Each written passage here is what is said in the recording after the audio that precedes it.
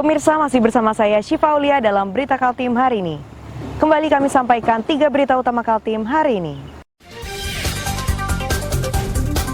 Polres Tarakan didemo puluhan orang. Pedemo menuntut kinerja polisi ditingkatkan.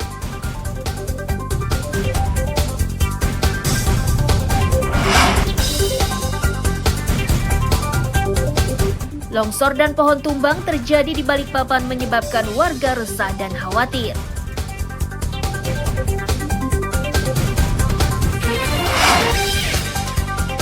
Usai menjalani perbaikan, Stadion Segiri Samarinda kini sudah bisa dimanfaatkan untuk pertandingan.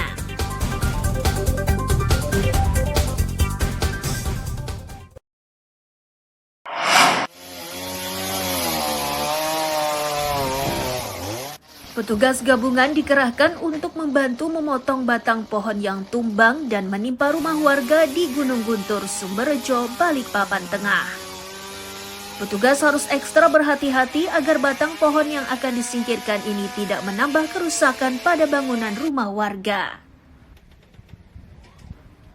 Selain pohon tumbang, juga terjadi tanah longsor pada salah satu rumah warga. Agar longsor ini tidak meluas, petugas menutupnya dengan menggunakan terpal.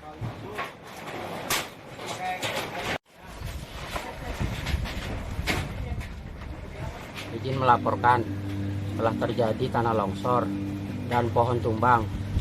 Untuk korban sementara ini tidak ada. Penanganan lebih lanjut apakah ditaruh terpal atau di gimana?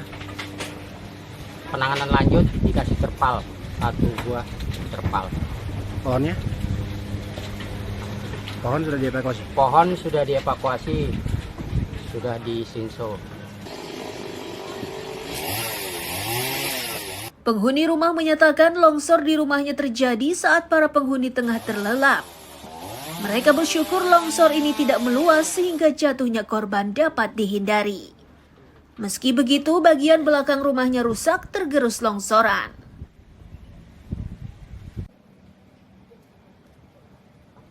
Ini rumahmu ya? Ya, rumah saya sendiri. Kenapa, Dek? Longsor, Pak. Akibat hujan deras. Kapan? Kemarin lusa. Sekitar jam berapa? Tengah malam. Jamnya? Jamnya di kisaran jam 2. Jam 2 dini hari ya? Ya. Ada korban jiwa? Tidak ada. Ini longsor apanya? Di belakang rumah, Pak. Di dapur saya. Meski sudah memberikan penanganan awal, namun petugas mengimbau warga untuk lebih berhati-hati mengingat cuaca di wilayah Balikpapan yang kerap diguyur hujan deras. Amir Hamzah dan Ruslan melaporkan dari Balikpapan.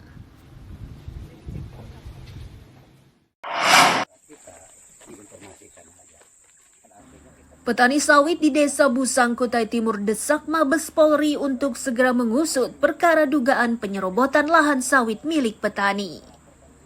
Desakan tersebut disampaikan karena laporan yang dilakukan sejak 2023 itu hingga kini belum ada kejelasannya.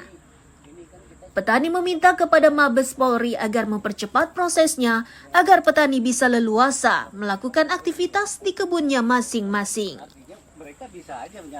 Petani menyatakan sengaja melaporkan perkara ini ke Mabes Polri karena penanganan di Polres Kutai Timur dianggap terlalu lamban. Tidak cuma itu, upaya untuk mendapatkan keadilan melalui Polda Kaltim juga dianggap tidak memuaskan. Dalam penanganan kasus ini di Polres, itu berjalannya sangat lambat sekali. Bahkan itu sama sekali apapun yang kita adukan itu bahkan dihentikan. Dalam pengaduan kita seperti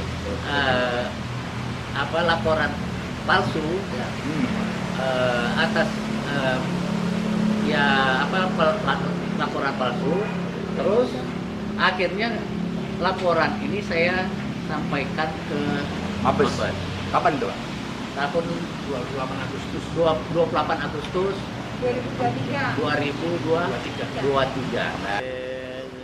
Selain jalur pidana, kelompok tani sawit di Desa Busang juga melakukan gugatan secara perdata. Gugatan ini diajukan karena dampak dari pengambil alihan lahan tersebut menyebabkan petani kehilangan penghasilan.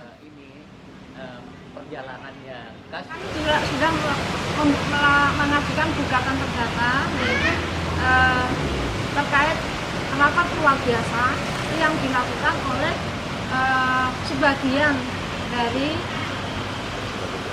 kecil dari anggota kelompok tani yang sampaikan oleh Pak Pengasih tadi bahwa itu pun sudah tidak punya lahan di situ.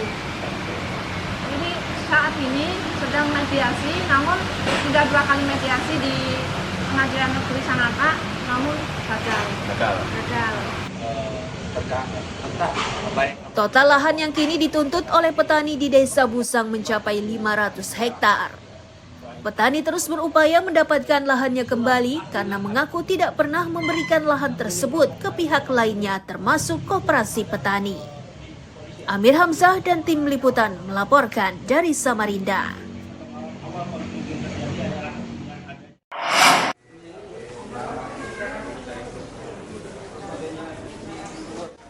Peminat identitas kependudukan digital atau IKD di Kabupaten Berau masih rendah.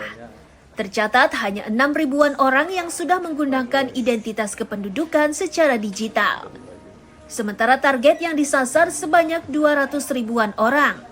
Jumlah tersebut sangat jauh dari target nasional sebesar 30% atau 61 ribu jiwa.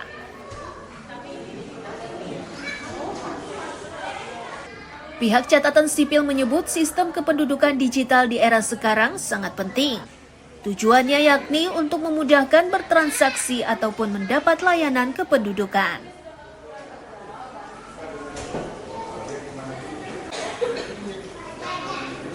IKD yang 30% juga belum tercapai.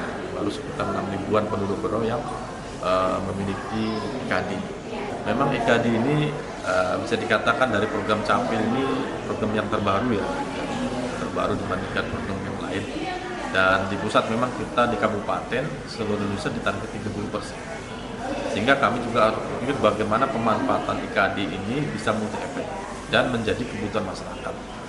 Selain KTP fisik, bagaimana masyarakat bisa beralih ke digital, di mana pengamanannya dengan IKD ini kan akan lebih terjamin. Bagi warga yang sudah menggunakan basis digital mengaku sistem tersebut menghemat waktu dan biaya. Pasalnya, untuk mendapatkan layanan dokumen ini, mereka tak lagi harus datang ke kantor Capil.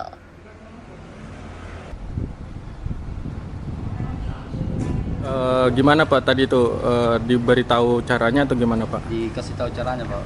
Oke. Nah, sebagai warga dengan adanya pendaftaran secara digital ini apakah cukup membantu atau gimana Pak? Ya cukup membantu. Jadi dasar kita daftar sini, Pak.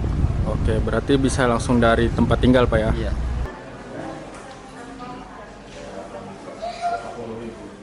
Rendahnya peminat kependudukan digital ini diduga akibat jaringan internet yang belum menjangkau seluruh daerah.